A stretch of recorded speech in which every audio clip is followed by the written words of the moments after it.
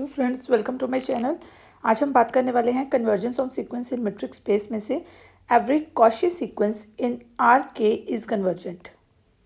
देखिए ध्यान से, कॉची सीक्वेंस हमें गिवन है आर के स्पेस के अंदर, वो कन्वर्जेंट है, ये चीज़ हमने प्रूफ करनी है। ठीक है, चलिए इसका प्रूफ देखते हैं।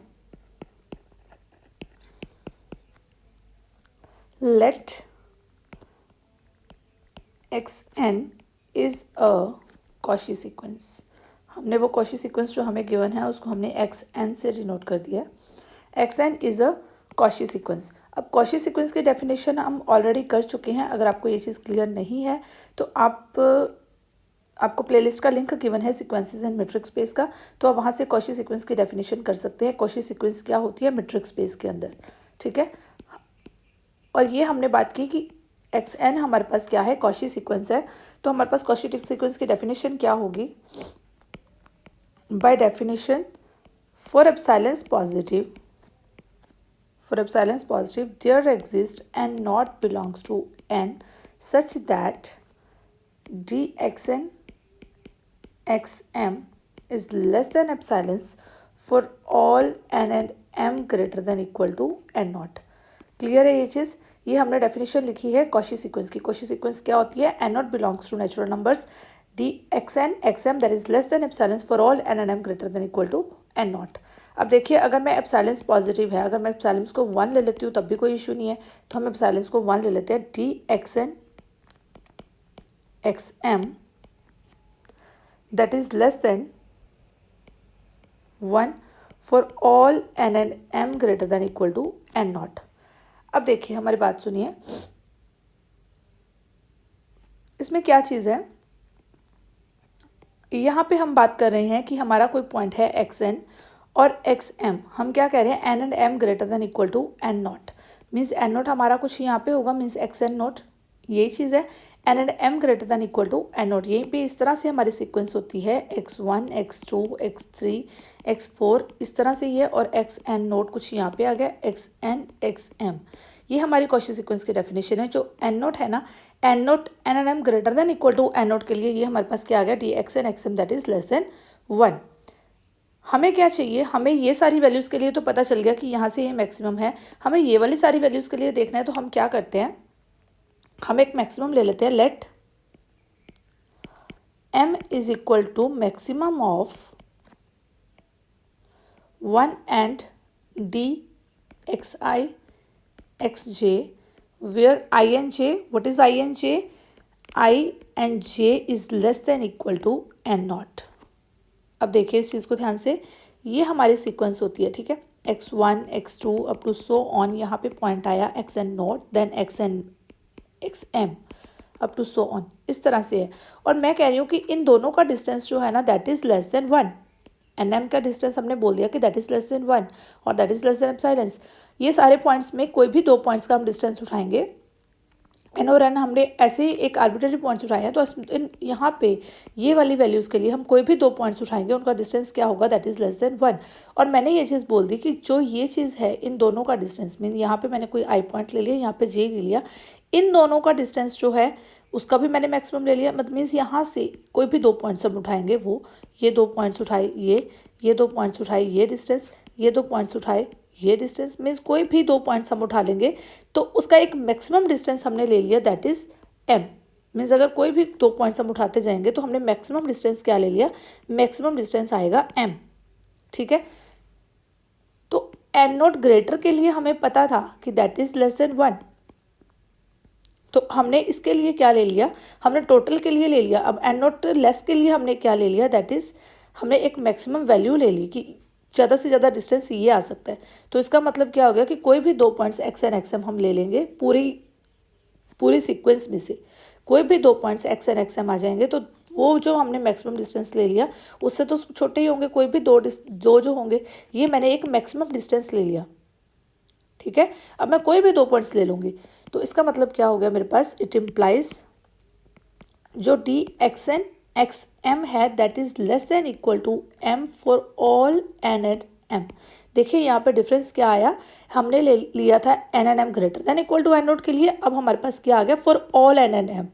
मीन्स एन एन एम पूरे सीक्वेंस में से कोई भी 2 पॉइंट्स हम कहीं से भी ले सकते हैं, तो उनका जो डिस्टेंस होगा that will be less than equal to 1। Maximum distance हमारा m है, ठीक है ना, मैक्सिमम डिस्टेंस m है तो that will be less than equal to m।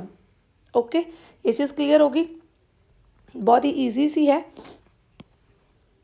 Now action क्या बन गई, अगर एक्सन के 2 पॉइंट्स की वैल्यू हमारे पास less than equal to m आ गई, मीन्स हमारी जो ये 2 पॉइंट्स हैं, इन 2 पॉइंट्स के बीच में इसका डिस्टेंस बाउंड हो गया, तो एक्सन क्या बन गई, एक्सन इज बाउंडेड। ठीक है, एक्सन हमारी बाउंडेड बन गई। अब एक रिजल्ट होता है हमारे पास, every bounded subset of RK is contained in K cell, contained in K cell of RK। देखिए, K सेल की डेफिनेशन ऑलरेडी मैं आपको करवा चुकी हूँ, अगर आपने नहीं की है तो कंपैक्ट सेट की जो डेफिनेशन है, कंपैक्ट सेट की जो कंपैक्टनेस की प्लेलिस्ट है, वहाँ पे आपको ये चीज़ मिल जाएगी कि के सेल क्या होता है। Every bounded subset of R K is contained in K cell. मैं आपको थोड़ा सा आइडिया देती हूँ। देखिए, के सेल क्या होता है हमारे पास, a I is less than b i, ध्यान से देखना, x is equal to x1 x2 x3 up to so on xk, इस तरह से सेट बनता है इस के सेल। ठीक है, where A I is less than equal to X I is less than equal to B I. Means जो ये हमारे सारे एलिमेंट्स हैं, ये जो सारे टर्म्स हैं, ये ए आई और बी आई के बीच में लाई करेंगे, मीन्स ये एक बाउंडेड बनेगा, क्लोज्ड होता है ये, और ये के सेल बनता है। ठीक है, आर के अंदर इस चीज़ को हम क्या बोलते हैं, ये के सेल होते हैं। और कोई भी हम, जैसे ये यहाँ पे मैंने बात की, कोई भी बाउंडेड सबसेट हम आर के अंदर बना लेते हैं तो वो कहाँ पे लाई करेगा, हमारे के सेल के एलिमेंट्स भी तो इस तरह से ही हैं, के सेल की सारी टर्म्स इस तरह से ही हैं।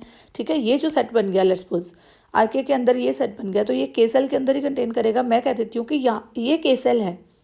अब इसमें से मैंने कुछ उठा लिए, x2 आ गया मेरे सीक्वेंस के अंदर, x3 आ गया, xn up to so on xk, ये इतने से पॉइंट्स ने मिलके क्या बना दिया, मान लो कि यही मेरी सीक्वेंस है, ये इसी में से मैंने उठा के इधर लगाया, तो इसका मतलब क्या हो गया कि कोई भी बाउंडेड सबसेट अगर मैं आर के स्पेस में उठा लेती हूँ तो वो कहाँ पे कंटेन करेगा, के सेल के अंदर कंटेन करेगा। के सेल पूरे का पूरा इस तरह से होता है।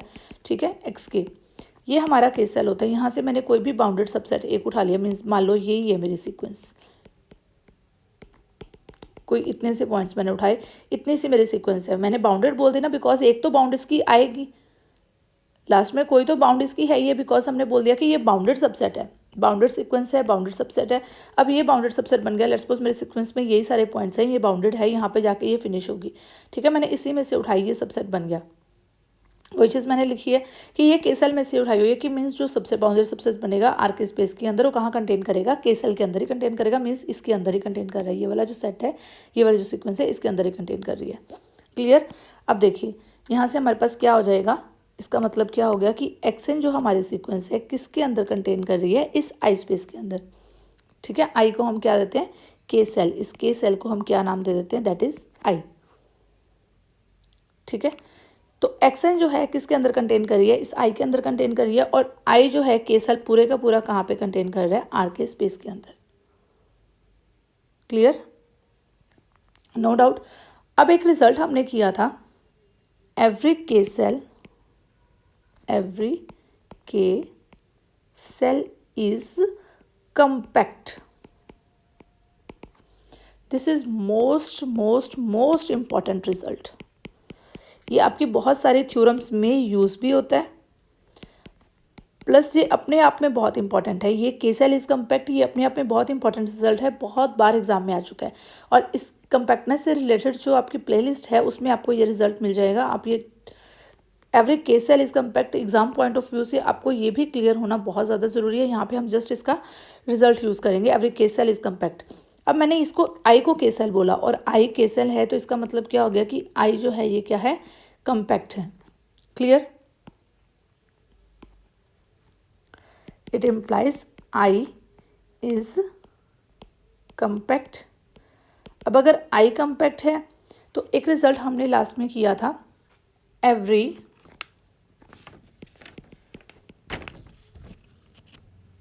Cauchy sequence in compact metric space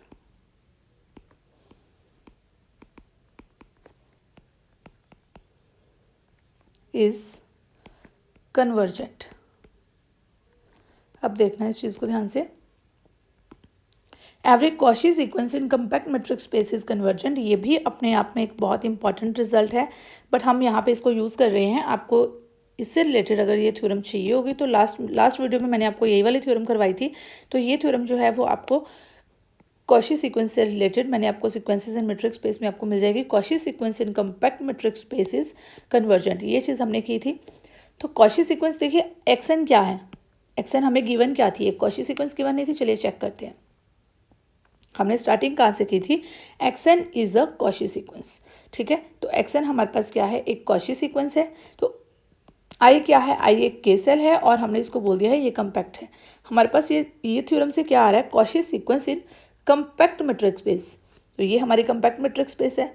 ठीक है, और ये इसके अंदर लाई कर रही है. तो इसका मतलब क्या है कि ये एक्सन, ये कॉशी सीक्वेंस है इस कंपैक्ट मेट्रिक स्पेस के अंदर, और वो सीक्वेंस क्या होती है, वो सीक्वेंस कन्वर्जेंट होती है. तो हमारे पास रिजल्ट सिंपली आ गया कि ये जो कॉशी सीक्वेंस है एक्सन जो है that is convergent. It implies action is convergent. It implies ये जो सीक्वेंस एक्सन है that is convergent sequence. Clear, ये जो सीक्वेंस एक्सन है दैट इज कन्वर्जेंट सीक्वेंस. हमने प्रूफ क्या करना था, चलिए चेक करते हैं. Every Cauchy sequence in R K is convergent. हम एक्सन को कॉशी सीक्वेंस लेके चल रहे थे और आर के स्पेस के अंदर, तो ये हमने क्या प्रूफ कर दिया, दैट इज कन्वर्जेंट. तो हमारा रिजल्ट क्या आ जाएगा, hence every sequence in RK is convergent. Every Cauchy sequence in RK is convergent. Clear? Every Cauchy sequence in RK is convergent. अगर आपको कहीं पे कोई डाउट आता है आप मुझे कमेंट करके पूछ सकते हैं. Thank you, have a nice day.